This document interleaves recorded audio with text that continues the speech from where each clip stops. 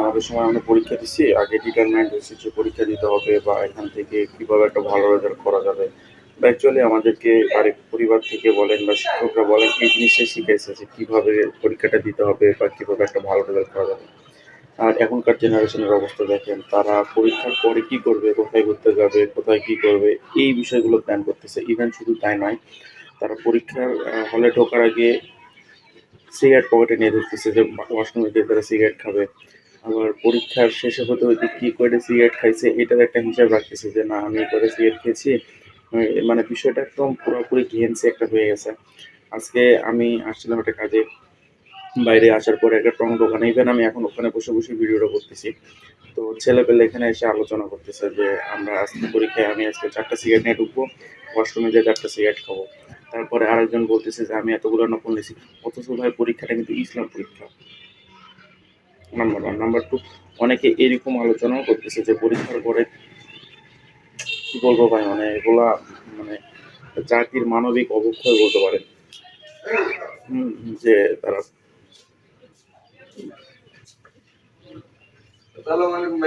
আসসালাম এই যে দেখেন এখন সালাম দিয়ে গেল, ও কিন্তু একজন পরীক্ষার্থী, হ্যাঁ? তো ও কি চিন্তা করতেছে যে পরীক্ষার পরে কি করে উইট খাবে, উইট একদম খাস বাংলায় বলতে গেলে গাঞ্জা।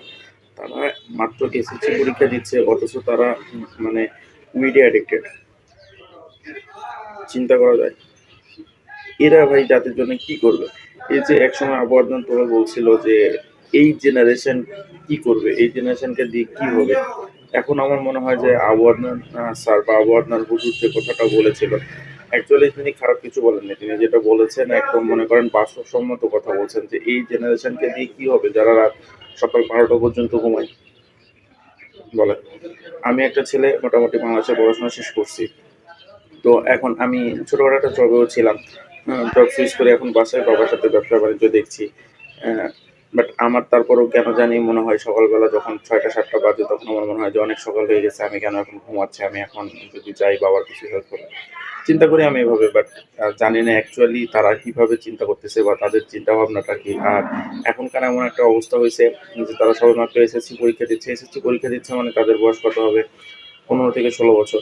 অথচ ম্যাক্সিমাম যদি ১০০টা পান, ১০০টার মধ্যে দেখবেন যে ৮০টার মানে খাস বাংলায় বলতে গেলে বাসার নিচে বাইক আছে।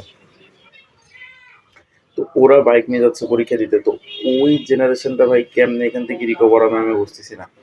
আর তারা ফিউচার কি করবে? ইভেন আমার এক ছোট ভাই ও তো প্ল্যান করে ফেলছে যে পরীক্ষা দিয়ে তারপর সে ১০ থেকে ১৫ দিনের মধ্যে বিয়ে-শাদী করবে। আচ্ছা বিয়ে-শাদী করবে ভালো কথা। ইসলামিক দৃষ্টিতে যদি সে বিয়ে-শাদী করে আমার কোনো আপত্তি নেই। হুম? কিন্তু সে কিন্তু এখনো পরীক্ষাটাই দিতে পারেনি। কিন্তু তার আগে তার চিন্তাভাবনা এরকম। তো এই জেনারেশন গুলোর কাছ থেকে আমরা আসলে অ্যাকচুয়ালি কি আশা করতে পারি? বলেন।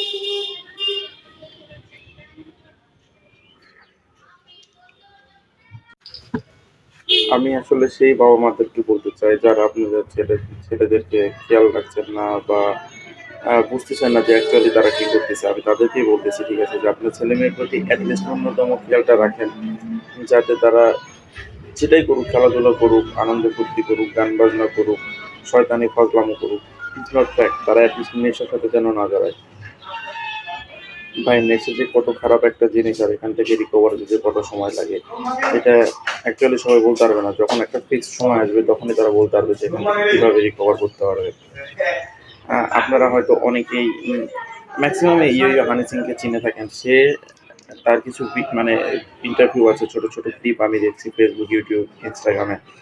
তো তার সে কিন্তু একসময় পুরাপুরি ড্রাগ অ্যাডিক্টেড ছিল বা উইডের সাথে অ্যাডিক্টেড ছিল বা হোয়াটএভার সে সবকিছুই করেছে তার লাইফে। কিন্তু সেখান থেকে তার রিকভার হইতে কিন্তু মোটামুটি ৭-৮ বছর তাকে আমরা দেখিনি, তার কিন্তু সময় লেগে গেছে। সো আপনার ছেলে-মেয়ে যখন এই সময়গুলো নষ্ট করছে, এই জিনিসগুলোর সাথে অ্যাডিক্টেড হয়ে যাচ্ছে, তখন এখান থেকে তাকে রিকভার করতে যে আপনার কতটা কষ্ট হবে এটা আপনি কল্পনাও করতে পারবেন না। সো সময় থাকতে আপনারা আমার মনে হয় পদক্ষেপ নেন, এটাই ভালো হবে। আদারওয়াইজ আপনাদের পস্তাতে হবে ভাই। হিউজ পস্তাইতে হবে। তখন আসলে মানে কান্না করার জায়গায় পাবেন না।